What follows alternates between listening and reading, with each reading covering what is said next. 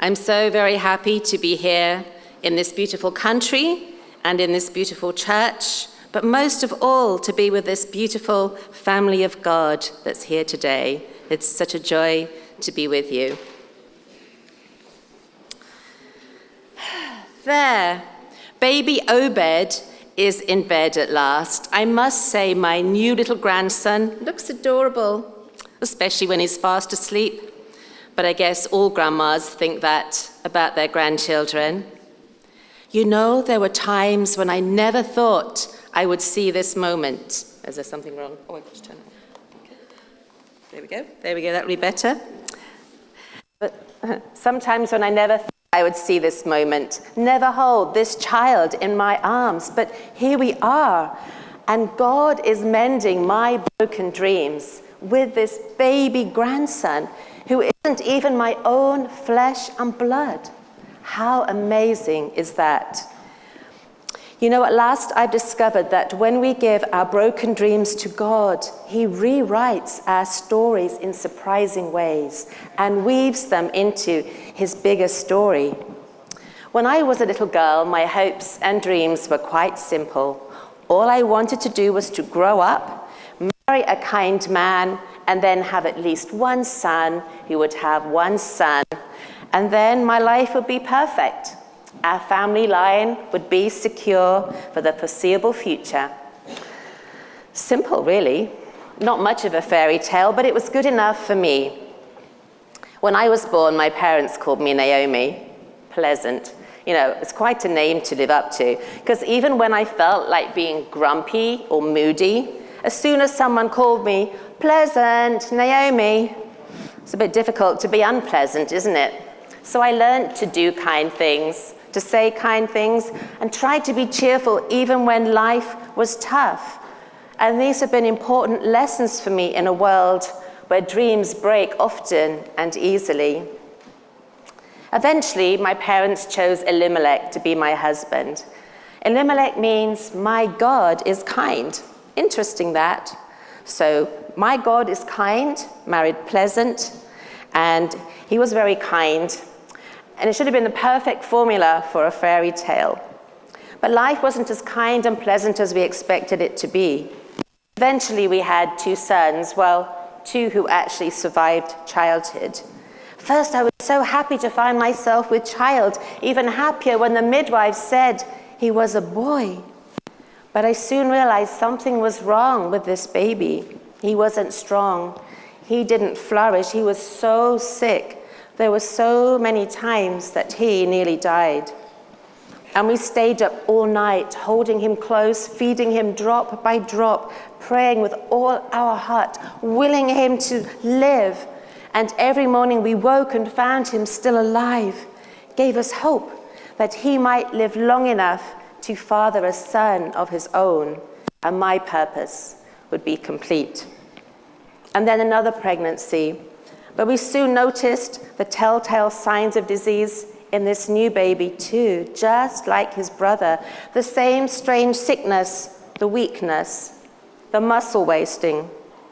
There were more long nights nursing sick babies, facing my worst fears. I raged and ranted at God. All I wanted was one healthy son. How hard was that? Almost all the mothers I knew had perfectly healthy children, and hordes of them. And so my fairy tale dream of a family was fractured. But we managed to keep them alive, our two fragile sons. We called them Marlon and Chilian. Their names meant sickness and wasting. I know they're strange names to call your children, but it was part of their protection. As soon as someone called their name, people knew that these were fragile people and not to expect too much. But then the famine came, and it was hard enough to keep the two of them nourished in good times, but this was the final straw. We longed to stay in the safety of Bethlehem with our beloved family and friends, but once the harvest failed, we ran out of resources. And so we took the risk of traveling painfully slowly along the dangerous road to Moab with 2 weak children and very little food. We were grasping at desperate straws for our only chance of survival. We arrived in Moab as struggling refugees. Their laws, their cultures, so different to ours. And every day I saw things that troubled me in this culture, things that made me homesick for the safety of Bethlehem, where we worshipped and served a God of love who cares deeply about us and our children. Eventually, we settled into life in Moab in this strange place. And we always hoped that our children would grow stronger as they grew older. But that didn't happen. Over the years, we faced fresh new challenges as their illness developed. And even when the famine in Bethlehem had faded into memory, the journey back home was too much for them. My husband, Elimelech, was weakening too. And he wasn't strong enough to walk back to Bethlehem and bring home a couple of nice Jewish girls for them to marry. And anyway, who would let their daughters come and live in Moab with a sickly husband with a possibly a disease? It wasn't a good prospect. So my dream broke again. There would be no lovely Israelite daughters-in-law, little Israelite grandchildren. We had to find wives in Moab. So every day I looked out for the best girls I could find. I watched at the well and the town square for the kindest ones, the girls who would haul up the well bucket for the old lady with twisted hands, the girls who would help me carry my shopping home from the market, girls who would stay cheerful and sweet even when life was difficult, girls who didn't flinch from hard work or suffering. And then I found Ruth and Orpah. They were lovely young girls. They were gentle, they were kind, they were caring. They were perfect carers for our fragile and sickly sons. And so our lives blended together in the everyday routine of family life. In the evenings, we sat around the fire, and I would tell the stories of my people, the stories of our God. And as I did so, it dawned on me that every single family in our history had a very fractured fairy tale, very fractured life. They weren't the same fractures as ours. There were things like deceit, bitter conflict, abuse, poverty, oppression, jealousy, sibling rivalry, favoritism, selling a brother into slavery, or even murdering him.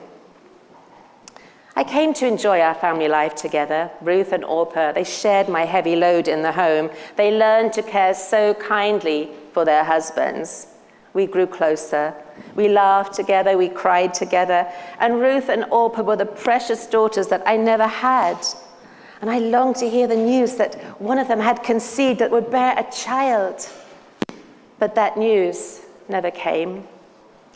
And then tragedy tumbled into tragedy. And first, my dearest husband died, Elimelech. He had been my strength, my love, my support, my protection. And as he breathed his final breath in my arms, my dream broke again in a place I hadn't anticipated quite so soon. In the story of my dreams, we would live together to a ripe old age with grandchildren and even great-grandchildren, and they would play and laugh around our feet. And so my world ripped apart, my heart bled, and together we cried and mourned for the loss of someone who could never be replaced. And just when I thought my fairy tale was as broken as it could ever be, it shattered into a million pieces. Marlon and Chilion were sick. They began to weaken. We nursed them as best we could, but this time their needs were beyond my knowledge, beyond my care, beyond my skill. And we watched painfully as their lives disintegrated. I was helpless. For Marlon and Chilion, this was the last straw. And we just held them close as they slipped out of life and into death. Now, I had no husband, no sons, no grandsons, no hope, no future. As a woman, I was nothing. I had nothing. And all my dreams broke into despair. I just wanted to curl up and die so we could all be buried here in Moab. And that would be the end of everything. The end of our family, our inheritance, our lives, just broken into forgottenness and obliterated forever. and Ruth and Orpah were grieving too. We cried together. We buried our loved ones, we cried some more, but this time at a deeper level, a more frantic level. We had lost more than just our loved ones. We were all alone. 3 vulnerable widows in a cruel world that was not kind to women without men, especially not in Moab. I prayed, or I tried to pray, but my prayers really had no words. They were just feelings and longings and pain and tears just torn up in shreds and dumped in a basket at God's feet. I had just asked for one thing in my life. My dream wasn't a spectacular fantasy. I didn't want to be a princess in a palace. I just wanted to see one son, have one son. That was all the dream I wanted. So I ranted and raged at God, the God who is supposed to love children and bless families, and had not answered my prayers in the way that I had imagined. There was nothing left for me in Moab. Orpah and Ruth, they were beautiful, they're strong and young, they could still dream and hope and find new husbands. It was time for me to pack up my tiny little world and carry it back to Bethlehem. The day I left, Ruth and Orpah clung to me. They walked along the road with me for a while, silently. None of us wanted to say goodbye. Our shared losses had bound our aching hearts together. But I had no future to offer them. No husband, no sons, no money, just a dangerous walk through the wilderness into the poverty and vulnerability of widowhood. Orpah reluctantly said goodbye. She walked back to her family in Moab, but Ruth lingered. Don't force me to leave you. Don't make me go home. Where you go, I go. Where you live, I'll live. Your people are my people, and your God is my God, and where you die, I'll die. And that's where I'll be buried. So help me, God. Not even death is going to come between us. Whoa. Such courageous love, such beautiful words. They brought tears to my eyes and healing to my heart. Even though I had been blaming God for my suffering, Ruth loved and trusted the God she had discovered through my brokenness. And maybe the flickering flame of her faith could reignite the smoldering wick of mine. So we arrived back in Bethlehem. My little home was still there, even though it was very dusty and needed some repairs. It was a safe and welcoming resting place after the long and dangerous journey. But I was no longer the pleasant Naomi that left 10 years ago. I called myself Mara instead, because I was bitter, and I was hurting, and I was grieving, and I was raging. We'd gone to Moab to save our sons, and we may as well have stayed here in Bethlehem for all the good it did, because I never got to see one son have one son. My friends gathered round, and we caught up on the news of the last 10 years, the births, the deaths, the marriages, the scandals, the joys, the disappointments, the struggles to survive, the financial challenges. And soon I realized that every family had some dreams that were broken in one way or another. But as I listened to the stories, some of them are now beginning to mend. There were new relationships, new babies, new hopes, new possibilities. Some of their stories are being retold in ways they hadn't expected. And as they looked back and saw God's hand of loving kindness in their story, they realized He was with them through all their pain. Maybe there would even be an unexpected twist in my own story. I introduced them to Ruth. I was a bit hesitant at first. How would they respond to this young Moabite girl from a strange country with a strange religion? I told them about her sweet and generous kindness to me and our family, and her incredible courage to come with me on this long journey home. I told them of her desire to be part of our community, our nation, her lifelong commitment to me. And they just welcomed her with open arms. We had nothing when we arrived in Bethlehem. No money, no food, except what our kind and generous friends shared with us. So Ruth, bless her heart, decided to glean amongst the harvest, gathering grain for us to grind and eat. It's a job for the very poorest, but she was more than willing to go so that she could care for me. God was with us when she set off to glean. He guided Ruth to choose a field owned by Boaz. I'd always admired Boaz. He was one of my husband's relatives. He's a good man. He's known for his kindness, his generosity, and his respect for everyone. He had a special compassion for foreigners and vulnerable women, because his own mother was Rahab from Jericho, and she had welcomed the Israelite spies into her home and kept them safe, and her generous hospitality had saved her entire family. Even in the harvest field, Boaz was hospitable. As soon as he saw Ruth at work, he welcomed her. He told her to stay in his field so that he could protect her, and told his men not to bother her. Ruth was amazed that such a rich and noble man would pay attention to her with such gentleness and respect. She asked him, "Why are you being so kind to me when I'm just a foreigner?" He said, "Because I've heard how kind you have been to your mother-in-law. You've even left your own family to take care of her and come and live in this strange place with strange people. May God reward you for what you have done and protect you and bless you." You know, Ruth had never heard such kind words from a man she didn't know. And then he invited her to share lunch with his workers and gave her more than she needed so she could bring some home to share with me. The pain of my loss was slowly beginning to heal. Of course, I would always be sad when I remembered my beloved husband and my sons. Part of my heart is still fractured, but something else was happening.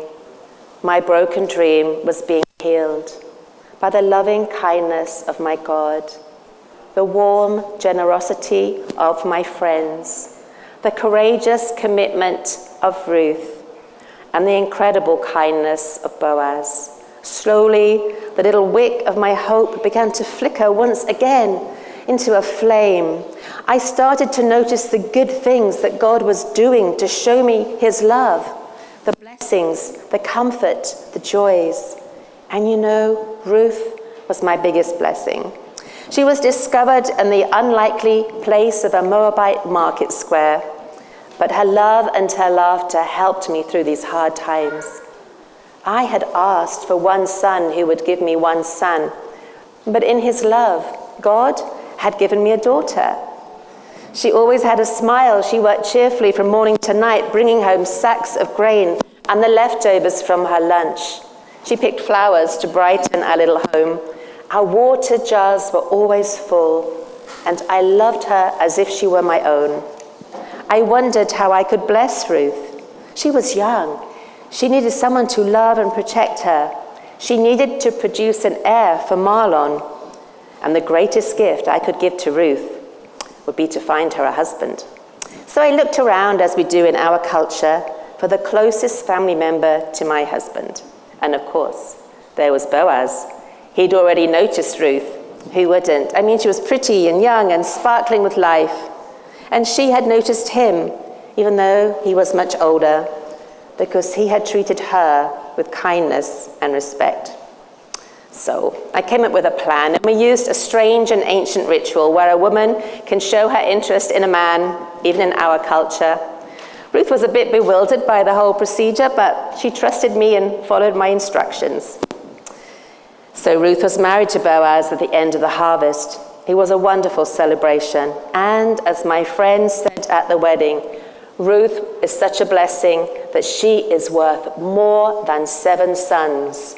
And that's the highest compliment anyone can ever pay to a young foreign widow who gave up everything in the world to follow and love a raging and mourning mother-in-law.